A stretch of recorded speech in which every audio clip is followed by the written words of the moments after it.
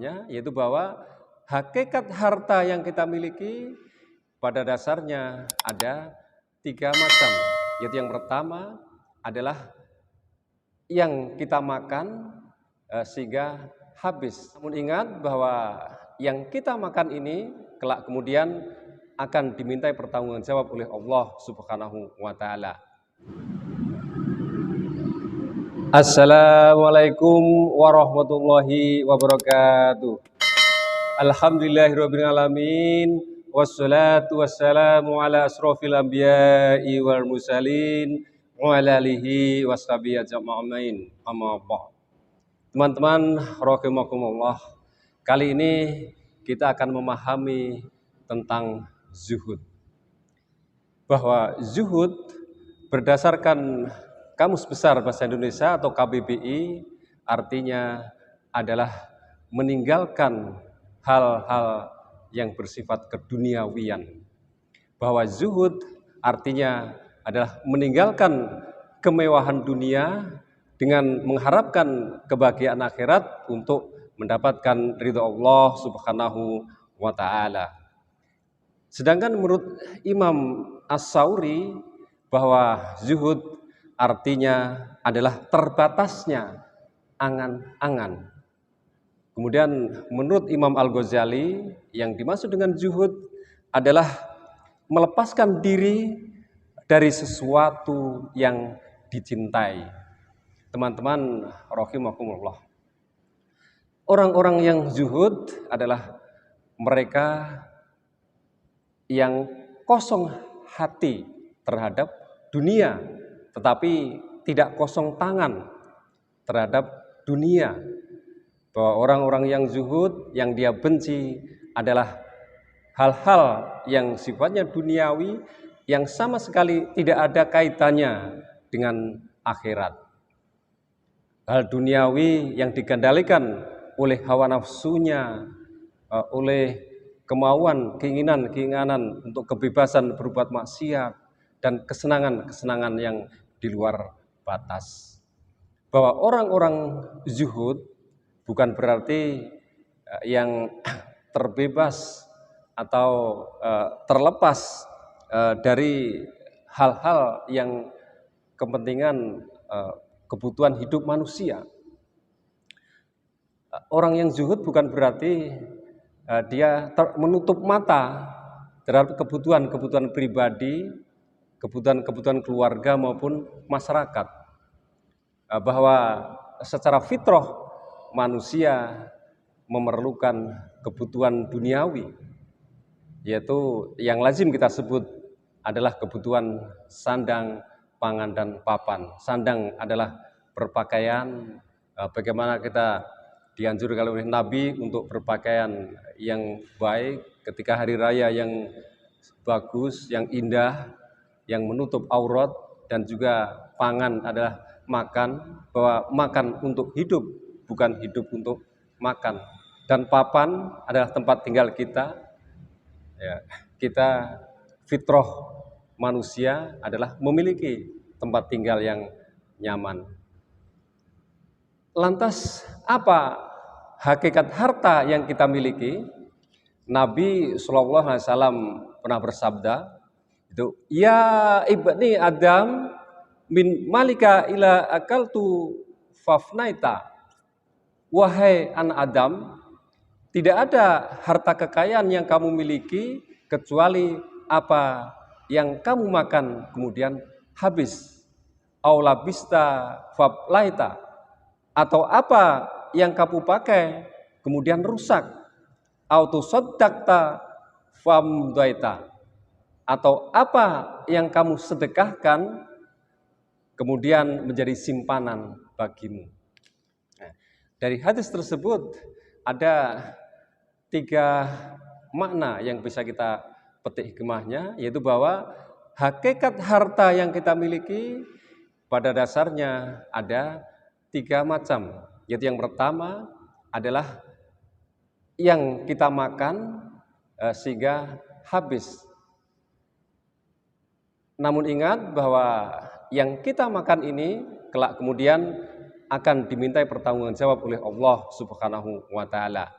yang kita makan ini berasal dari mana, apakah halal atau haram, apakah zatnya halal atau haram, ya. Sehingga Allah kelak di akhirat akan minta pertanggungjawaban jawab.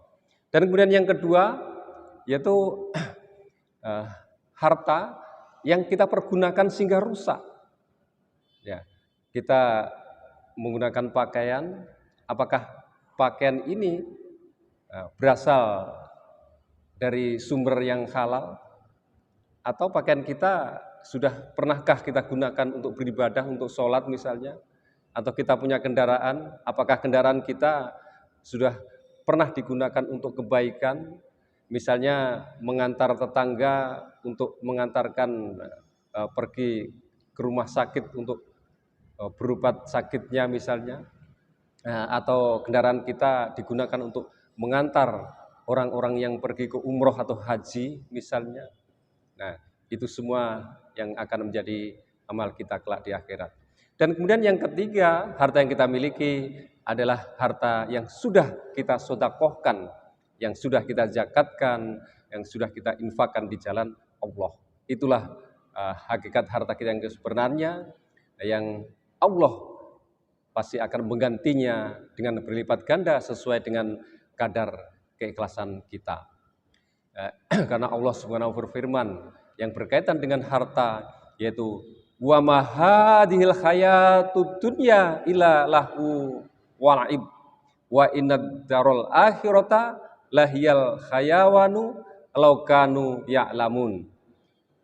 Tidaklah kehidupan dunia ini melainkan senda gurau dan main-main, dan sesungguhnya akhirat itulah yang sebenarnya kehidupan kalau mereka mengetahui.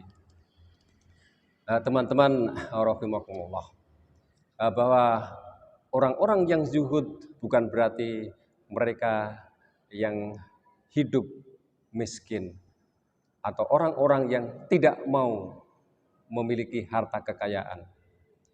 Para sahabat Nabi banyak di antara mereka yang kaya, seperti hanya Utsman bin Affan, Abdurrahman bin Auf dan yang lainnya, tetapi mereka memiliki sifat zuhud. Bahwa sifat zuhud adalah mereka tidak dimasukkan hati dalam kemilikan harta, ya. Dan tetapi mereka apabila memiliki harta selalu memiliki kesadaran yang penuh bahwa sebagian harta yang kita miliki pada hakikatnya adalah milik orang lain dan milik Allah Subhanahu wa taala, dan harta merupakan titipan Allah. Apabila selama hidup kita memiliki harta dan tidak pernah mengeluarkan harta kita untuk disedekahkan, untuk dizakatkan, untuk diberikan kepada orang yang membutuhkan, orang yang tidak mampu atau fakir miskin, anak yatim misalnya, ya berarti kita telah memakan hak orang lain. Ya. Teman-teman rahimakumullah, Allah berfirman dalam Al-Quran surat Qasas ayat 77, wabtaghi fima ataqallahu darul akhirata wala tansa nasibaka minad dunya. Dan carilah pahala kebahagiaan negeri akhirat dengan apa yang telah dianugerahkan oleh Allah kepadamu. Ya. Tetapi kamu jangan lupa kebahagiaanmu di dunia. Ya. Wa ahsin kama ahsanallahu ilaika wala tabghil fasada fil ardi. Dan berbuat baiklah kepada orang lain sebagaimana Allah telah berbuat baik kepadamu.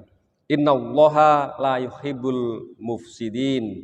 Sungguh Allah tidak menyukai orang-orang yang berbuat kerusakan.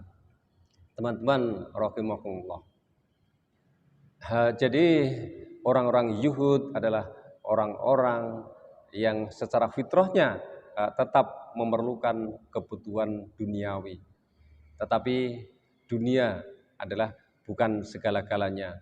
Dunia, harta kepemilikan hanya merupakan alat untuk memudahkan kita beribadah kepada Allah Subhanahu wa taala. Dan orang-orang zuhud apabila memiliki harta, maka dia akan cepat untuk menyalurkan di jalan Allah, untuk infak, zakat, sedekah, dan sejenisnya. Ya. Teman-teman rahimakumullah.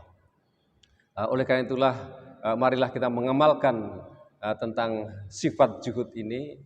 Dengan sifat zuhud ini maka insya Allah hati kita akan menjadi tentram, karena manusia di dalam hatinya tidak diwarnai dengan ambisi untuk mengumpulkan harta sebanyak-banyaknya untuk kepentingan duniawi, tetapi harta yang dimiliki semata-mata untuk memudahkan urusan akhirat, untuk jalan atau sebagai alat agar kita mudah dalam beribadah kepada Allah Subhanahu wa taala. Karena kehidupan yang sebenarnya pada hakikatnya adalah kehidupan akhirat. Sehingga orang zuhud maka dia apabila kehilangan harta atau harta kekayaannya terlepas dari genggaman tangannya, maka dia tidak akan pernah bersedih, tidak pernah kecewa, dia tidak putus asa apabila hartanya itu lenyap atau lepas dari genggaman tangannya. Tetapi manakala orang-orang zuhud itu kedatangan atau dihampiri oleh urusan dunia, juga dia tidak selalu merasa gembira, tidak terlalu senang, tidak terlalu gembira karena mendapatkan harta yang banyak. Tetapi orang yang zuhud tetap bersyukur kepada Allah, tetap mensyukuri nikmat yang diberikan oleh Allah, dan visinya atau tujuan hidupnya adalah semata-mata tujuan hidup yang berfokus untuk membangun kehidupan akhirat kelak. Teman-teman rahimakumullah, demikian yang saya sampaikan. Mudah-mudahan kita semua mampu mengamalkan sifat zuhud ini, zuhud dunia ini, dan termasuk golongan umat zuhud, sehingga Allah memberkahi kehidupan kita. Kita akan diberi kebahagiaan, ketentraman hati, baik di dunia maupun di akhirat kelak. Demikian, kurang lebihnya mohon maaf yang sebesar-besarnya. Billahi taufiq wal hidayah, mudah-mudahan bermanfaat. Wassalamualaikum warahmatullahi wabarakatuh.